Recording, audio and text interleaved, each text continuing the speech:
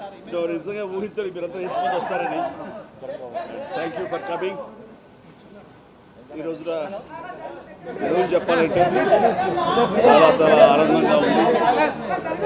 45 సంవత్సరాల సుదీర్ఘ ఈ కళా సేవకి కేంద్ర ప్రభుత్వం గుర్తించి ఈ పద్మ విభూషణ్ అవార్డు ఇవ్వటం నిజంగా చాలా ఆనందంగా సంతోషంగా ఉంది.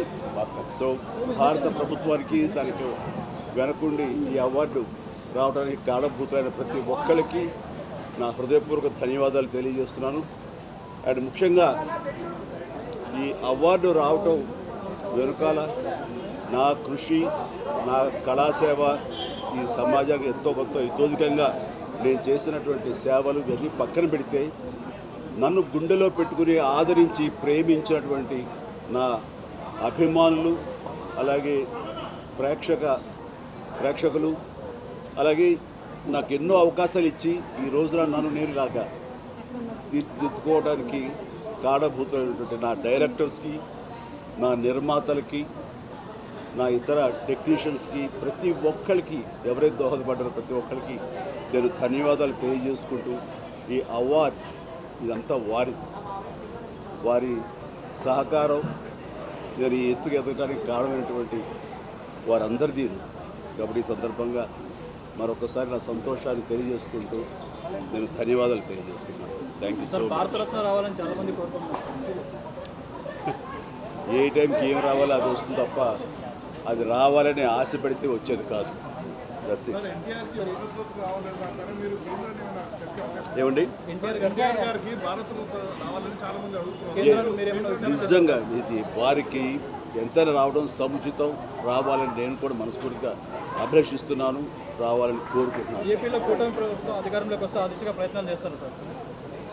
అది ప్రభుత్వ పరంగా చేస్తే కనుక త్వరితగతిన ఇది సహకారం అవుతుంది.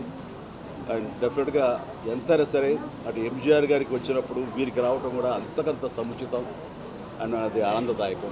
దానికి నేను ఎదురు చూస్తుంటాను, నేను కోరుకుంటున్నాను రామారావు గారికి భారతరత్న రావాలి. ఏమా నేను రాజకీయాలకు అతీతంగా ఉన్నాను అనుకోవచ్చు. తర్వాత పిఠాపురానికి నేను వెళ్ళటం లేదండి, అది ముందుంచేది. ఇది మీడియాలో మీరు ఎందుకో స్పెక్యులేట్ చేశారు, అది మీరు పెంచి పోషించారు దానికి సమాధానం చెప్పాల్సిన అవసరం నాకు లేదు. నేను వెళ్ళటలేదు. బాబు మా కళ్యాణ్ బాబు దాన్ని రమ్మని ఎప్పుడూ కోరుకోలేదు. నా కంఫర్ట్ వదిలేస్తాడు. ఆయన తను బాగుండాలి, తన జీవితంలో అనుకున్నది కోరి సాధించాలన్న అభిలషిస్తాను. నేను నాకు ఆశీస్సులు అందజేస్తాను. దానికి నేను తనతో పాటు నేను ఉన్నాను అని చెప్పేందుకు మొన్న ఒక వీడియో బయట ఇచ్చాను.